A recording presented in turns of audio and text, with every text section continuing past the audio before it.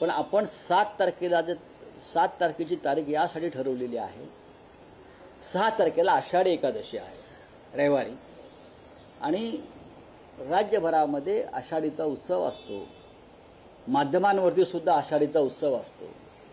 आपल्या आंदोलनाला मराठी माणसांपर्यंत थोडं पोहोचवणं अडचणीत जाईल, कारण दिवसभर तुम्ही आषाढीचे कार्यक्रम दाखवणार आहात. तर म्हणून आपण 7 तारखेला घेतला आहे. एकत्र आपण जर करणार असू तर माझी काही अडचण नाहीये या संदर्भात. एक तर आपण त्यांच्याशी चर्चा करू, 7 तारखेत त्याने सहभागी व्हावं आमच्या मोर्चामध्ये, किंवा ही तारीख आपण 5 तारखेला करावी, जी 6 तारखेची आहे. त्यानुसार मी परत माननीय राज ठाकरे यांच्याशी चर्चा केली, त्यांना विनंती केली की असं असं शिवसेना पक्षप्रमुखांचं म्हणणं आहे. त्यांनी तात्काळ त्याला होकार दिला.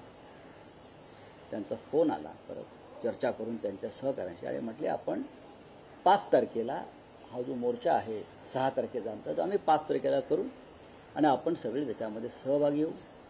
हा राजकीय अजेंड्याशिवाय मोर्चा असेल,